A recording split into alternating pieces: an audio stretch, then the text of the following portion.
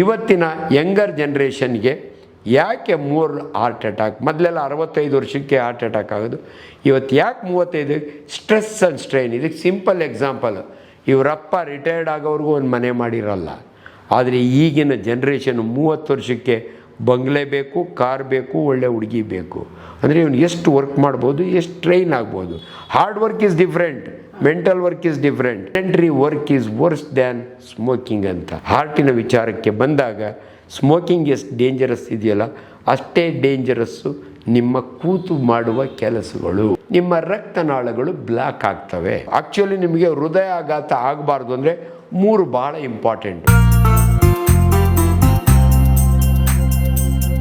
ನಿಮ್ಮ ಮಾಧ್ಯಮ, ಕಲಾ ಮಾಧ್ಯಮದಲ್ಲಿ ನಾನು ವೈಜ್ಞಾನಿಕ ವಿಚಾರಗಳನ್ನು ಮಾತಾಡಿದರೆ ಜನಸಾಮಾನ್ಯರಿಗೆ ತಲುಪುತ್ತೆ. ನೀವು ಹೇಳ್ದಂಗೆ ಸೆಲೆಬ್ರಿಟಿಗಳು ತೀರ್ಕೊಂಡಾಗ ಹೃದಯ ಅನ್ನೋದು ಬಹಳ ಮುಖ್ಯವಾದ ಆರ್ಗನ್. ಎಲ್ಲ ಆರ್ಗನ್ಗಳು ಕೂಡ ಇಂಪಾರ್ಟೆಂಟು, ಆದರೆ ಹೃದಯ ಯಾಕೆ ಇಂಪಾರ್ಟೆಂಟ್ ಅಂದರೆ ದೇಹದ ಪ್ರತಿಯೊಂದು ಭಾಗಕ್ಕೂ ಅನ್ನ ಆಹಾರವನ್ನು ಒದಗಿಸುವಂಥ ಒಂದೇ ಆರ್ಗನ್ ಅಂದರೆ ಹೃದಯ.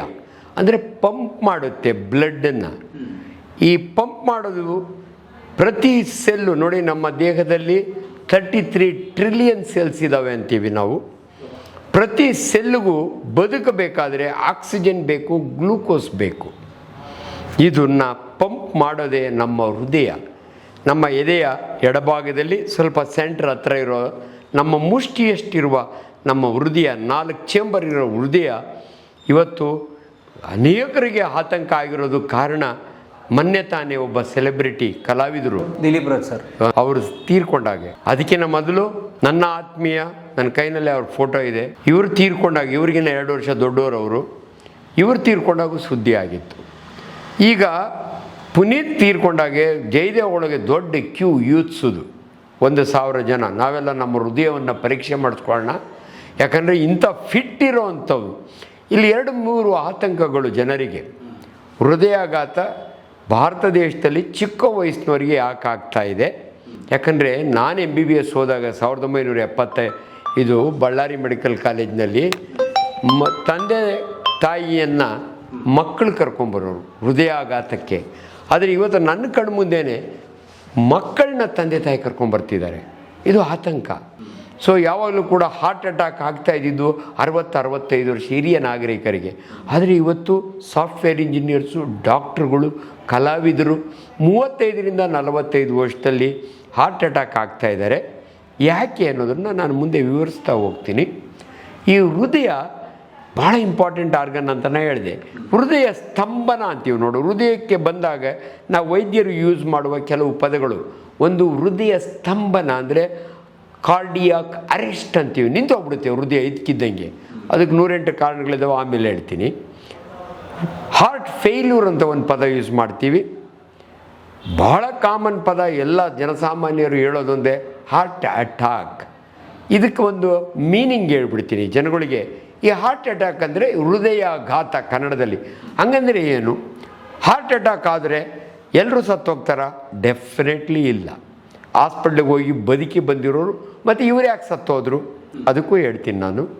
ಈ ಹೃದಯಾಘಾತ ಅಂದರೆ, ಹಾರ್ಟ್ ಅಟ್ಯಾಕ್ ಅಂದರೆ, ಈಗ ನೋಡಿ ನನ್ನ ಬೆರಳಿದೆ, ಪಿಂಕ್ ಇದೆ, ಇದು ಬದುಕಿದೆ. ಅಂದರೆ ಇದಕ್ಕೆ ಆಹಾರ ಎಲ್ಲಿಂದ ಕಂಟಿನ್ಯೂಸ್ ಬರ್ತಾನೆ ಇದೆ. 2 ರಕ್ತನಾಳಗಳಿದ್ದಾವೆ, ಡಿಜಿಟಲ್ ವೆಸಲ್ ಅಂತೀವಿ.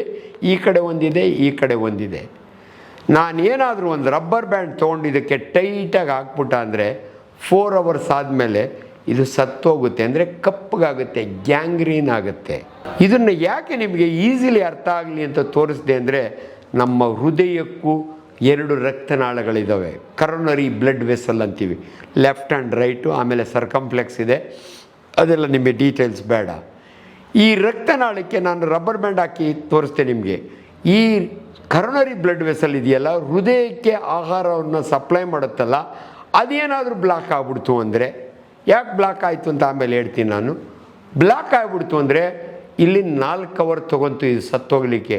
ಆದರೆ ಹೃದಯ ಇದೆಯಲ್ಲ, ಇದು ಮಯೋಕಾರ್ಡಿಯಲ್ ಮಸಲ್ ಅಂತೀವಿ, ಒಂದು ಸ್ಪೆಷಲ್ ಮಸಲ್.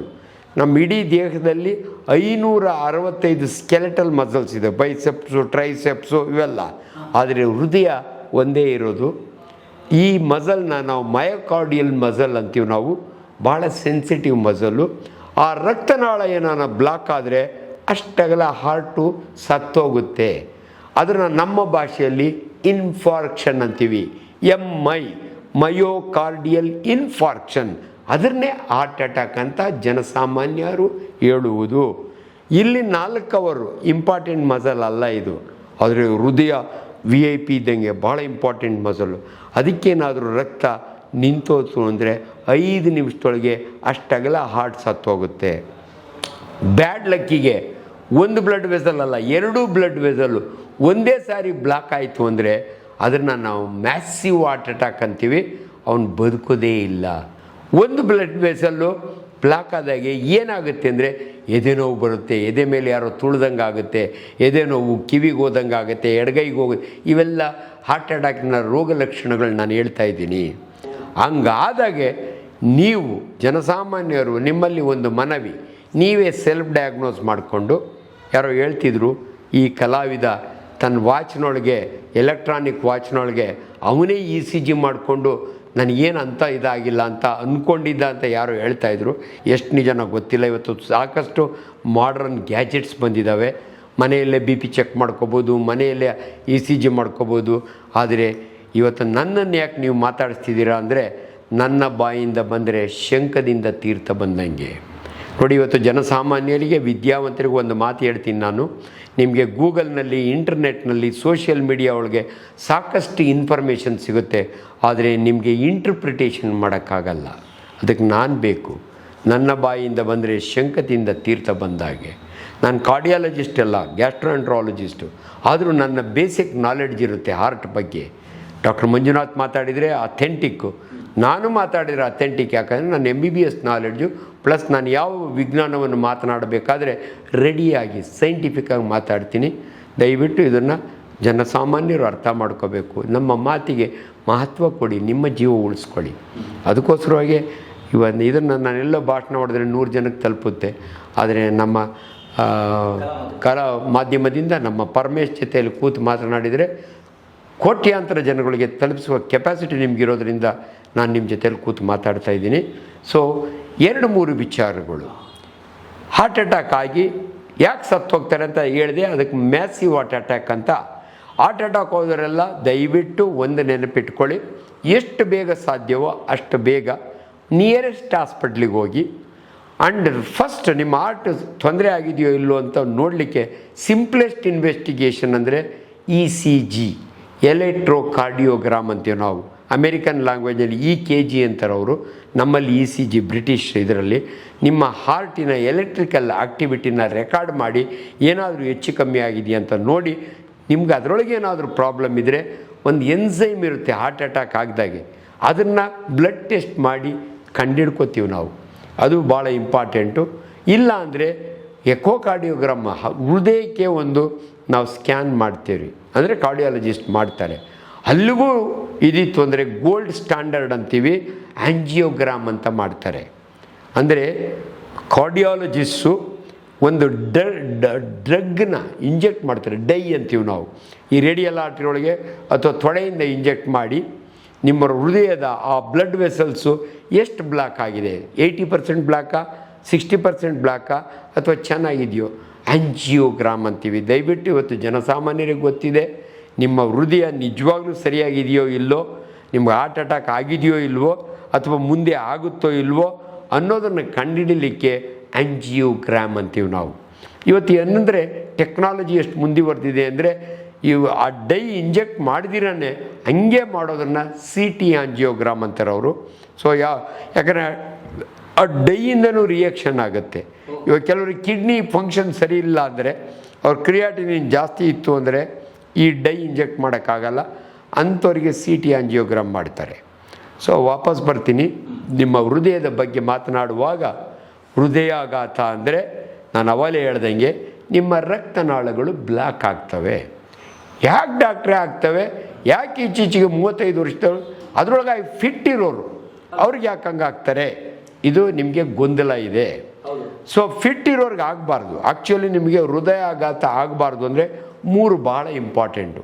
ಒಂದು ಡಯೆಟ್ಟು, ಒಂದು ಎಕ್ಸರ್ಸೈಸು, ಒಂದು ಸ್ಟ್ರೆಸ್ ಇಲ್ದಿರೋವಂಥದ್ದು, ನಿದ್ದೆ ಚೆನ್ನಾಗಿ ಮಾಡೋದು. ಇವು ಮೂರು ನಿಮಗೆ ಚೆನ್ನಾಗಿದ್ದರೆ ನಿಮ್ಗೆ ಆದಷ್ಟು ಹೃದಯಾಘಾತ ಆಗಬಾರ್ದು ವಿಜ್ಞಾನದ ಪ್ರಕಾರ. ಆಹಾರ ಅಂದ ತಕ್ಷಣ ಏನು ಡಾಕ್ಟ್ರೆ ಏನು ತಿಂದರೆ ನಮ್ಮ ಹೃದಯಾಘಾತ ಆಗಲ್ಲ? ವೆಜಿಟೇರಿಯನ್ ಫುಡ್, ದಯವಿಟ್ಟು ಸೊಪ್ಪು ತರಿದು ಎಲ್ಲೋ ಒಂದು ಕಡೆ ಸಾತ್ವಿಕ ಆಹಾರ ಅಂತೀವಿ. ಹಣ್ಣು ಹಂಪಲುಗಳು ಇವನ್ನ ಜಾಸ್ತಿ. ಹಳೆ ಕಾಲದಲ್ಲಿ ಹಿರಿಯರು ರಾಗಿ ಮುದ್ದೆ ಉಣ್ಣೋರು, ರಾಗಿಯನ್ನು ಉಂಡವನು ನಿರೋಗಿ, ದೊಡ್ಡವರು ತುಂಬ ಚೆನ್ನಾಗಿ ಹೇಳಿದ್ದಾರೆ. So wonderful. ಇಟ್ಟಮ್ ತಿಂದಮ್ ಬೆಟ್ ಗೆತ್ತಿಟ್ಟಮ್. ಬಟ್ ಎಲ್ಲೋ ಒಂದು ಕಡೆ ಈಚೀಚೆಗೆ ಕೆಲವರು ಡಯಟೀಷಿಯನ್ಸು, ಮೊದಲೆಲ್ಲ ನಮ್ಮ ಡಯಾಬಿಟಿಸ್ ಇರೋರು ಮುದ್ದೆ ಉಣ್ಣೋರು. ಇವತ್ತು ರಾಮಯ್ಯ ಹಾಸ್ಪಿಟ್ಲಿಂದ ಒಬ್ಬರು ಡಯಟೀಷಿಯನ್ನು ಅವ್ರ ಲೆಕ್ಚರು ನಾನು ಕೇಳಿದ್ದೀನಿ, ರಾಗಿ ತಿನ್ನಬೇಡಿ ಅಂತ ಹೇಳಿ ಕಳಿಸಿದ್ರು ಅವರು. ದಪ್ಪಕ್ಕಿ ಅನ್ನ ತಿನ್ನಿ, ರಾಗಿ ತಿನ್ನಬೇಡಿ ಅಂತ ಅವರೇನೋ ಅಡ್ವೈಸ್ ಮಾಡಿದರು. ಇದು ಗೊಂದಲ ಸುತ್ತೆ, ನಾನು ಗೊಂದಲ ಮಾಡೋಕ್ಕೆ ಹೋಗಲ್ಲ. ರೆಡ್ ಮಟನ್ನ ಅವಾಯ್ಡ್ ಮಾಡಿ. ನೀವು ನಾನ್ ವೆಜಿಟೇರಿಯನ್ ಆದರೆ ರೆಡ್ ಮಟನ್ ಅಂದರೆ ಮಾಂಸಖಂಡಗಳನ್ನ ಅವಾಯ್ಡ್ ಮಾಡಿ. ಎಲ್ಲೋ ಮಟನ್ ತಿನ್ನಲೇಬೇಕು ಅಂದರೆ ಲೀನ್ ಮಟನ್ ಅಂದರೆ skin out fish, chicken, fish ಇದು ಇರೋದ್ರ ಬೆಟ್ರು. ಈ ಸಮಯದಲ್ಲಿ ಕೋಳಿ ಮೊಟ್ಟೆ ತಿನ್ನಬೇಕಾ ಬೇಡ?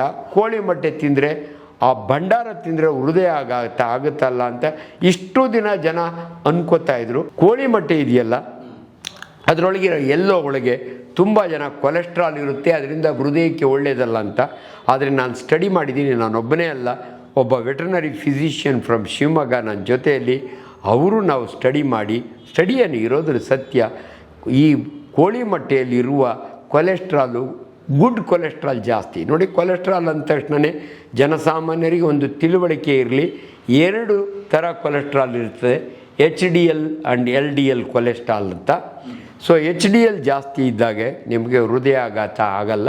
ಆದ್ದರಿಂದ ದಯವಿಟ್ಟು ಜನಸಾಮಾನ್ಯರು ಬೇಯಿಸಿದ ಕೋಳಿ ಮೊಟ್ಟೆ ತಿನ್ನಿ, ಫಿಶ್ ತಿನ್ನಿ, ಚಿಕನ್ ತಿನ್ನಿ, ಇವೆಲ್ಲ ತಿನ್ನಿ. ಎರಡನೇದು, ಆಹಾರಕ್ಕೆ ಬಂದಾಗ ನೀವು ಎಲ್ಲೋ ತುಂಬ ಆಯಿಲಿ ಫುಡ್, ಅದರಿಂದ ಕೊಲೆಸ್ಟ್ರಾಲ್ ಜಾಸ್ತಿ ಆಗುತ್ತೆ, ಟ್ರೈಗ್ಲಿಸರೈಡ್ಸ್ ಜಾಸ್ತಿ ಆಗುತ್ತೆ. ಅಂದರೆ ಎಣ್ಣೆಯಲ್ಲಿ ಕರೆದಿರೋಂಥ ವಸ್ತುಗಳನ್ನ ದಿನ ಪಕೋಡ ತಿಂತೀರಿ, ಬಜ್ಜಿ ತಿಂತೀರಿ, ಚಿಪ್ಸ್ ತಿಂತೀರಿ, ಇಂಥವನ್ನ ಅವಾಯ್ಡ್ ಮಾಡಿ. ಸೊ ಹಣ್ಣುಗಳು, ಸೊಪ್ಪು ತರಕಾರಿಗಳು, ಫಿಶ್ಶು ಇಂಥವನ್ನ ಜಾಸ್ತಿ ಉಪಯೋಗಿಸಿ ಆಹಾರದ ಬಗ್ಗೆ ಹೇಳುವಾಗ. ಎರಡನೇದು ಎಕ್ಸರ್ಸೈಸ್ ಬಗ್ಗೆ ಎಷ್ಟು ಇಂಪಾರ್ಟೆಂಟ್ ಅಂದರೆ, ಯಾವ ವ್ಯಾಯಾಮ ಮಾಡಿದರೆ ಒಳ್ಳೆಯದು. ದಿನ ಒಂದು ಹೋಗಿ ಬೆಳಗ್ಗೆಯಿಂದ ಸಾಯಂಕಾಲದವರು ಜಿಮ್ನೊಳಗೆ 3 ತಿಂಗಳೊಳಗೆ 8 ಪ್ಯಾಕ್ಸ್ ಮಾಡ್ಕೋತೀನಿ ಶಾರುಖ್ ಖಾನ್ ಥರ ಅಂದರೆ ದಯವಿಟ್ಟು it is not advisable. And ಈಚೀಚೆಗೆ ಅನೇಕ ಜಿಮ್ಗಳಲ್ಲಿ ಏನಾಗಿದೆ, ಜಿಮ್ ಟ್ರೈನರ್ಸು, ನಾನು ಅವರಲ್ಲಿ ಮನವಿ ಮಾಡ್ಕೊಳ್ತೀನಿ, ದಯವಿಟ್ಟು ನಿಮ್ಮಲ್ಲಿ ಜಿಮ್ ಮಾಡೋವಂಥವ್ರಿಗೆ ಒಬ್ಬ ವೈದ್ಯಕೀಯ ಪರೀಕ್ಷೆ ಮಾಡಿಸಿ ಆಮೇಲೆ ಶುರು ಮಾಡಿ. ಎಷ್ಟೋ ಜನಕ್ಕೆ ಆಲ್ರೆಡಿ ಹೃದಯದಲ್ಲಿ ತೊಂದರೆ ಇರುತ್ತೆ, ಅದು ನಿಮಗೆ ಗೊತ್ತಿರಲ್ಲ. ತುಂಬ ಹೆವಿ ಎಕ್ಸಸೈಸ್ ಮಾಡಿ ಕೊಲ್ಯಾಪ್ಸ್ ಆಗಿ ಡೆತ್ ಆಗಿರೋನ್ನ ಮಾಧ್ಯಮದಲ್ಲಿ ನಾವು ನೋಡಿದ್ದೀವಿ. ಜಿಮ್ನಲ್ಲೇ ಬಿದ್ದೋಗಿರ್ತಾರೆ. ಆದ್ದರಿಂದ ದಯವಿಟ್ಟು ನಿಮ್ಮ ವಯಸ್ಸಿಗೆ ತಕ್ಕಂತೆ ಎಕ್ಸಸೈಸ್ ಮಾಡಬೇಕು. ಎಕ್ಸಸೈಸ್ ಲಿಮಿಟ್ ಇದೆ. ಅದಕ್ಕೆ ಸಿಂಪ್ಲೆಸ್ಟ್ ಅಂದರೆ ಬೆಸ್ಟ್ ಎಕ್ಸರ್ಸೈಸ್ ಇಸ್ ವಾಕಿಂಗ್. ಈ ವಾಕಿಂಗು ಕೂಡ ಜನಗಳಿಗೆ ಗೊಂದಲ, ಬೆಳಗ್ಗೆ ಮಾಡಬೇಕಾ, ಸಂಜೆ ಮಾಡಬೇಕಾ, ಮಧ್ಯಾಹ್ನ ಮಾಡಬೇಕಾ, ಯಾವ 2 ಸಾರಿ ಮಾಡಬೇಕಾ, ಯಾವ ಬೇಕಾದ್ರೂ ಮಾಡಿ, ನಾವು ಬೇಡ ಅನ್ನಲ್ಲ. ಆದರೆ ನಾನು ವಾಕ್ ಮಾಡೋದಕ್ಕೂ ನೀವು ವಾಕ್ ಮಾಡೋದಕ್ಕೂ ಡಿಫ್ರೆನ್ಸ್ ಇರಬೇಕು. ಯಾಕೆ ಡಾಕ್ಟ್ರೆ ಅಂದರೆ ಅದಕ್ಕೊಂದು ಸ್ಟ್ಯಾಂಡರ್ಡ್ ಫಾರ್ಮುಲಾ ಇದೆ. ಈಗ ನೋಡಿ, ಭಾಳ ಜನ ಎಕ್ಸಸೈಸ್ ಅಂದರೆ ಡಾಕ್ಟ್ರೇ ನಮ್ಮ ಹೆಂಗಸರು ಅಡುಗೆ ಮನೆಯೊಳಗೆ ಯಾರು ಬ್ಯುಸಿ ಇರ್ತಾರೆ ಡಾಕ್ಟ್ರೆ, ಅದನ್ನು ನಾವು ಎಕ್ಸಸೈಸ್ ಅಂತ ಕನ್ಸಿಡರ್ ಮಾಡಲ್ಲ. ಸುಮ್ಮನೆ ಕೂತು ಟಿ ವಿ ನೋಡ್ತಾರಲ್ಲ, ಅದಕ್ಕಿಂತಲೂ ಬೆಟರ್ ಅಷ್ಟೇ. ಬಟ್ ರಿಯಲ್ ವಾಕಿಂಗ್ ಅಂದರೆ ನಿಮ್ಗೊಂದು ಸೈಂಟಿಫಿಕ್ ಫಾರ್ಮುಲಾ ಹೇಳ್ತೀನಿ. 220 minus age is equal to ಎಷ್ಟು ಬರುತ್ತಲ್ಲ ಅಷ್ಟು ನಮ್ಮ ಹೃದಯದ ಬಡಿತ ಜಾಸ್ತಿ ಆದರೆ ಅದು ಎಕ್ಸಸೈಸ್ ಅಂತೀವಿ. ಇವನ್ ಎಕ್ಸಾಂಪಲ್ ನಂದೇ ಹೇಳ್ತೀನಿ. 220 ಮೈನಸ್ 70 ನನ್ನ ವರ್ಷ, ಮೈನಸ್ ಮಾಡಿದರೆ 150 ಬರುತ್ತೆ. ನಾನು ಈ ಕೂತಿರೋ ನನ್ನ ಹೃದಯದ ಬಡಿತ 80 ಪರ್ ಮಿನಿಟ್. ನಾನು ವಾಕ್ ಮಾಡಿದರೆ ರಿಯಲಿ ನನಗೆ ಬೆನಿಫಿಟ್ ಸಿಗಬೇಕು ಅಂದರೆ ನನ್ನ ಹಾರ್ಟ್ ರೇಟು 150 ಹೇಳಿದ್ನಲ್ಲ, 150 ಅಲ್ಲ, 70% ಆಫ್ 150. ಸೊ ಎಷ್ಟಾಗುತ್ತೆ ಅಂದರೆ 70 105 ಆಗುತ್ತೆ. 105 ಆಗುತ್ತೆ. ನನ್ನ ಹೃದಯದ ಬಡಿತ 105ಕ್ಕೆ ಹೋಗಬೇಕು. ಆವಾಗೇ ಅದು ಬೆನಿಫಿಟ್ ಆಗೋದು. ಜನ ಇದನ್ನು ಅರ್ಥ ಮಾಡ್ಕೋಬೇಕು. ಸುಮ್ಮನೆ ಏನೋ ಮಾರ್ಕೆಟ್ಗೆ ಹೋಗಿ ಬಂದೆ, ದೇವಸ್ಥಾನಕ್ಕೆ ಹೋಗಿ ಬಂದೆ ಅದಲ್ಲ. ವಾಕಿಂಗ್ ಅಂದರೆ ಬ್ರಿಸ್ಕ್ ವಾಕ್ 2 ದಿನ ಮಾಡಬೇಕು, at least 5 days in a week. 7 ದಿನ ಮಾಡ್ತೀರಾ first class. Minimum 5 days in a week ನೀವು ಬೆಳಗ್ಗೆನ ಮಾಡಿ ನಿಮ್ಮ ಕನ್ವೀನಿಯೆಂಟ್ ಟೈಮ್ನಲ್ಲಿ ಅಂತ. ಹೆಚ್ಚು ಬಿಸಿಲಿನಲ್ಲಿ ಹೋಗಬೇಡಿ, ತುಂಬ ಕೊರೆತದಲ್ಲಿ ಹೋಗಬೇಡಿ, ಇದನ್ನು ಮಾಡಿ. ಸೊ ನಿಮ್ಮ ಹೃದಯ ಇಷ್ಟೆಲ್ಲ ಮಾಡಿದರೂ ಕೂಡ ಹಿಂಗೆ ಆಗ್ತಾ ಇದೆಯಲ್ಲ ಡಾಕ್ಟ್ರೇ, ಅದು ನೆಕ್ಸ್ಟ್ ಕ್ವಶನ್. ಅದು so 35 minutes every day. 30 minutes minimum, 45 minutes is fine. 1 hour ಮಾಡ್ತೀನಿ ಅಂದರೂ okay. Minimum is 30 minutes 5 days in a week. ಇಷ್ಟು ನೆನ್ಪಿಟ್ಕೊಟ್ರೆ 5 ದಿನ ಆದರೂ ಮಾಡಲೇಬೇಕು. ಹಾಂ, ಅಷ್ಟೇ 3 ಅವರು. ಅದು ಒಂದು ದಿನದಲ್ಲಿ 24 ಗಂಟೆ ಇರುತ್ತೆ. ಒಂದು ದಿನದಲ್ಲಿ ಅರ್ಧ ಗಂಟೆ ಎಕ್ಸಸೈಸ್ಗೆ ಅಂದಾಗ ಖುಷಿ ಪಡಬೇಕು, ನೀವು ಮಾಡಬೇಕು. ಬಟ್ ಭಾಳ ಜನ ಸೋಂಬೇರಿತನ ಮಾಡೋದು ಅಂದರೆ ಎಕ್ಸಸೈಸ್ಗೆ. ಅಯ್ಯೋ ನಾಳೆ ಮಾಡಿದ್ರಾಯ್ತು, ಸಂಜೆ ಮಾಡಿದ್ರಾಯ್ತು, ಯಾಕೋ ನಿದ್ದೆ ಜಾಸ್ತಿ ಬರ್ತದೆ, ಎದ್ದೊಳಕ್ಕಾಗಲ್ಲ. ಭಾಳ ಜನ ನೆಗ್ಲೆಕ್ಟ್ ಮಾಡ್ತಾರೆ ಇದನ್ನು. ದಯವಿಟ್ಟು ಹಂಗೆ ಮಾಡಬೇಡಿ. ನಿಮ್ಮ ಹಾರ್ಟ್ ಏನು ಹೇಳುತ್ತೆ ಅಂದರೆ, ನೀನು ದಿನ 30 ನಿಮಿಷ ವಾಕ್ ಮಾಡು, ನಿನಗೆ 30 ನಿಮಿಷ ಆಯುಸ್ ಜಾಸ್ತಿ ಮಾಡ್ತೀನಿ ಅಂತದ್ದು. ಅಷ್ಟು ಇಂಪಾರ್ಟೆಂಟು. ಹೃದಯಾಘಾತ ಆಗಬಾರ್ದು ಅಂದರೆ ಸೊ ಡಯಟ್ ಹೇಳಿದೆ, ಎಕ್ಸಸೈಸ್ ಹೇಳಿದೆ, ಸ್ಟ್ರೆಸ್ ಆ್ಯಂಡ್ ಸ್ಟ್ರೈನ್. ಹಾಂ ಹಾಂ ಈಗ ಜಿಮ್ಮಲ್ಲಿ ಥ್ರೆಡ್ಮಿಲ್ ಮೇಲೆ ಓಡ್ತಾರೆ ಕೆಲವರು, ಕಾರ್ಡಿಯೋ ಎಕ್ಸರ್ಸೈಸ್ ಮಾಡ್ತಾರೆ, ಅವು ಬೆಟರ್ ಅಡ್ವೈಸಬಲ್ ಹೇಗೆ? ಅಲ್ಲ, ಇವನ್ ದಟ್ ಈಸ್ ಓಕೆ. ಮನೆಗಳಲ್ಲಿ, ಜಿಮ್ಗಳಲ್ಲಿ, ಹೊರಗಡೆ ರಸ್ತೆ ಚೆನ್ನಾಗಿಲ್ಲ, ಮನೆ ಹತ್ರ ಪಾರ್ಕ್ ಇಲ್ಲ, ಮಾಡ್ಬೋದು. ಬಟ್ ಐಡಿಯಲಿ ನ್ಯಾಚುರಲ್ ಏರ್ ಸಿಗುತ್ತೆ ನಮಗೆ. ವಾಕಿಂಗ್ ಹೋದಾಗೆ ಪಾರ್ಕ್ನಾಗಾಗಲಿ, ಎಲ್ಲೋ ಕೆರೆ, ಸ್ಯಾಂಕಿ ಟ್ಯಾಂಕ್ ಸುತ್ತಮುತ್ತ ಆಗಲಿ, ಇಂಥ ಕಡೆ ಹೋದಾಗೆ ನ್ಯಾಚುರಲ್ ಏರ್ ಇರುತ್ತೆ, ಫ್ರೆಶ್ ಇರುತ್ತೆ ಬಾಡಿ, ಜನ ಕಾಣ್ತಿರ್ತಾರೆ, ಎಲ್ಲ ಒಂದು ಕಡೆ ಖುಷಿ ಕೊಡುತ್ತೆ. That is better. ಇಲ್ಲ ನೀವು ಟ್ರೆಡ್ಮಿಲ್ ಮಾಡ್ತೀನಿ ಅಂದರೆ ಅಡ್ಡಿ ಇಲ್ಲ. ಅದು ಜಿಮ್ನಲ್ಲಿ ಮಾಡೋ ಎಕ್ಸಸೈಸ್ ಭಾಳ ಸ್ಟ್ರೀನಿಯಸ್ ಎಕ್ಸಸೈಸಸ್ ನಾವು ಮಾಡಬಾರ್ದು. ಸೊ ಅದು ಇಂಪಾರ್ಟೆಂಟು. ಸೊ ಜಿಮ್ ಟ್ರೈನಿಂಗ್ ಅದು ಮಾಡೋದು ಅವೆಲ್ಲ ಜಿಮ್ ಟ್ರೈನರ್ಸ್ ಗೈಡೆನ್ಸ್ನಲ್ಲಿ ಮಾಡಬೇಕು. ಅದು ಇಂಪಾರ್ಟೆಂಟು. ಅದು ಬಾಡಿ ಬಿಲ್ಡರ್ಸ್ಗೆ, ನಿಮ್ಮ ಮಸಲ್ಸ್ ಚೆನ್ನಾಗಿಟ್ಕೋಬೇಕು ಅಂದರೆ ಅಂಥವ್ರಿಗೆ. ಅದರ್ವೈಸ್ ನಿಮ್ಮ ನಾರ್ಮಲ್ ಹೆಲ್ತ್ ಚೆನ್ನಾಗಿರಬೇಕು ಅಂದರೆ ಜಿಮ್ನೊಳಗೆ ಮಾಡೋವಂಥ ಹೆವಿ ಎಕ್ಸಸೈಸಸ್ಸು ಅದು ಏನು ಕಂಪಲ್ಸರಿ ಅಲ್ಲ. ಅದು ವೆರಿ ಇಂಪಾರ್ಟೆಂಟು. ಸೊ ವಾಪಸ್ ಬರ್ತಾ ನಾನು ನಿಮಗೆ, ಇವ್ರು ಫಿಟ್ ಇದ್ದರು, ಎಕ್ಸಸೈಸ್ ಮಾಡೋರು. ಪುನೀತ್ ರಾಜ್ಕುಮಾರ್ ಯಾವಾಗಲೂ ಎಕ್ಸಸೈಸ್ ಮಾಡೋರು. ಆದರೆ ಯಾಕೆ ಹಿಂಗೆ ಆಗೋಯ್ತು? Same age. ಇಲ್ಲಿ ಒಂದು ಮಾತು ಹೇಳ್ತೀನಿ ನಾನು, ಎಕ್ಸಸೈಸ್ ಮಾಡೋರಿಗೆಲ್ಲ ಹಿಂಗೆ ಆಗಲ್ಲ. ಒಂದು ಇಂಪಾರ್ಟೆಂಟು, ಯಾರಿಗೋ ಒಬ್ರಿಗೆ ಆಗೋಯ್ತು. ಅನ್ಫಾರ್ಚುನೇಟ್ಲಿ ಹೆದರ್ಕೋಬೇಡಿ. ಯಾಕಂದರೆ ತಿರುಪತಿಗೆ ಹೋಗೋರಿಗೆಲ್ಲ ಆಕ್ಸಿಡೆಂಟ್ ಆಗಲ್ಲ, ಯಾರಿಗೋ ಒಬ್ಬೊಬ್ಬರಿಗೆ ಆಗ್ಬೋದು. ಹಂಗೆ ಅಂದ್ಕೊಂಡು ತಿರುಪತಿಗೆ ಹೋಗ್ಬಾರ್ದು ನಿಲ್ಸೋಕ್ಕಾಗಲ್ಲ. ಅದೇ ರೀತಿ ಎಕ್ಸಸೈಸ್ ಮಾಡೋದು ನಿಮ್ಮ ಕರ್ತವ್ಯ, ನಿಮ್ಮ ಆರೋಗ್ಯವನ್ನು ಕಾಪಾಡ್ಕೊಳ್ಳೋದು ನಿಮ್ಮ ಕರ್ತವ್ಯ. ಅಲ್ಲಿಗೂ ಅನ್ಫಾರ್ಚುನೇಟ್ಲಿ ಈ ಥರ ಆಕ್ಸಿಡೆಂಟ್ ಆದಾಗೆ ಎದೆಗುಂದಬೇಡಿ. ಇದಕ್ಕೆ ಕಾರಣವೂ ಇರುತ್ತೆ. ಎಲ್ಲೋ ಒಂದು ಕಡೆ ಹಿಡನ್ ಫ್ಯಾಕ್ಟರ್ಸ್ ಅಂತೀವಿ ನಾವು. ಹಿಂದಿನ ದಿನ ಇವರಿಗೆ ತುಂಬ ಸ್ಟ್ರೆಸ್ ಆ್ಯಂಡ್ ಸ್ಟ್ರೈನ್ ಆಗಿತ್ತೋ ಗೊತ್ತಿಲ್ಲ. ಆ ಸ್ಟ್ರೆಸ್ ಆ್ಯಂಡ್ ಸ್ಟ್ರೈನಿಂದಲೇ ನಮ್ಮ ದೇಹದಲ್ಲಿ ಬದಲಾವಣೆಗಳಾಗ್ತವೆ. ಎಲ್ಲೋ ತುಂಬ ಹೊತ್ತು ಕೂತಿದ್ರೇನೋ ಎದ್ದ ಮೇಲೆ ಆ ವೇಯ್ನೊಳಗಿರೋ ಕ್ಲಾಟು ಮೇಲೆ ಹರ್ಕೊಂಡೋಗಿ ಹೃದಯದ ಕರೋನರಿ ವೆಸಲ್ ಬ್ಲಾಕ್ ಆಯಿತು, ನಮಗೆ ಗೊತ್ತಿಲ್ಲ. ಪಲ್ಮನರಿ ಎಂಬಾಲಿಸಮ್ ಆಗ್ಬೋದು, ಅಥವಾ ಬೇರೆ ಎಲ್ಲಿಂದನೋ ಒಂದು ಕ್ಲಾಟ್ ಬಂದು ಕರೋನರಿ ಬ್ಲಾಕ್ ಆಗ್ಬೋದು. ಅದು ನಮಗೆ ಆಗೋದು. ಹೌದು, ಆ ಬ್ಲಡ್ ವೆಸಲ್ ಒಳಕ್ಕೆ ಈ ಏನಾದರೂ ಕ್ಲಾಟ್ ಹೋದರೆ ಕರೋನರಿ ಇದು ಅಂತೀವಿ ನಾವು, ಎಂಬಾಲಿಸಮ್ ಅಂತೀವಿ ನಾವು. ಇನ್ನೊಂದು ನಿಮ್ಗೆ ಹೇಳ್ತೀನಿ, ನಮ್ಮ ರಕ್ತನಾಳದ ಲೂಮೆನ್ ಇರುತ್ತಲ್ಲ, ಇದು ನಾವು ಚಿಕ್ಕ ವಯಸ್ಸಿನಲ್ಲಿ ಇಷ್ಟಗಲ ಇರುತ್ತೆ. ಇದು ಹೋಲು ನಮ್ಮ ಆರ್ಟ್ರಿ ಒಳಗೆ ಹರಿತಾ ಇರ್ತದಲ್ಲ, ಇಷ್ಟಿರುತ್ತೆ. ಆದರೆ ಬರ್ತಾ ಬರ್ತಾ ಇದರೊಳಗೆ ತುಕ್ಕಿಡಿಯುತ್ತಾ ಹೋಗುತ್ತೆ. ಅದನ್ನೇ ನಾವು ಕೊಲೆಸ್ಟ್ರಾಲ್, ಅಥೆರೋಸ್ಕ್ಲಿರೋಸಿಸ್ ಅಂತೀವಿ ನಾವು. ಸೊ ಈ ಕೊಲೆಸ್ಟ್ರಾಲ್ ಯಾರಿಗೆ ಜಾಸ್ತಿ ಇರುತ್ತೆ? ವಯಸ್ಸಾದವ್ರಿಗೆ, ಚಿಕ್ಕ ಮಕ್ಕಳಿಂದ ಶುರುವಾಗುತ್ತೆ ನಮ್ಮ ಕೊಲೆಸ್ಟ್ರಾಲ್ ಜಾಸ್ತಿ ಆಗೋದು. ಅದಕ್ಕೆ ನಾವು ಭಾಳ ಸಾರಿ ಹೇಳ್ತೀವಿ, ನಿಮ್ಮ ಮಕ್ಕಳನ್ನ ಚೆಬ್ಬಿಯಾಗಿ ಬೆಳೆಸಬೇಡಿ. ಆದಷ್ಟು ಮಕ್ಕಳಿಗೆ ವಾಕಿಂಗ್ ಮಾಡೋಕ್ಕೆ ಬಿಡಿ, ಆಟ ಆಡೋಕ್ಕೆ ಬಿಡಿ. ಮಕ್ಕಳಲ್ಲೂ ಕೂಡ ಕೊಲೆಸ್ಟ್ರಾಲ್ ಇರುತ್ತೆ, ಎಷ್ಟು ಕಡಿಮೆ ಆಗುತ್ತೋ ಅಷ್ಟನ್ನು ಒಳ್ಳೆಯದು. ಮಕ್ಕಳಿಗೆ ತುಂಬ ಹೆವಿ ಫುಡ್ಸು, ಆಯಿಲಿ ಫುಡ್ಸು, ತುಂಬ ಸ್ವೀಟ್ಸು ಕೊಡಬೇಡಿ ಅಂತ ಹೇಳ್ತೀವಿ. ಜಂಕ್ ಫುಡ್ಗಳನ್ನ ಅವಾಯ್ಡ್ ಮಾಡಿ ಅಂತ. ಅದಕ್ಕೆ ಜಂಕ್ ಫುಡ್ಗಳನ್ನ ತಿನ್ನೋರೇ ಮಕ್ಕಳು ಜಾಸ್ತಿ. ಮುಂದಿನ ವಯಸ್ಸಾದ ಮೇಲೆ ಅದರ ಸೈಡ್ ಎಫೆಕ್ಟ್ ಆಮೇಲೆ ಗೊತ್ತಾಗುತ್ತೆ.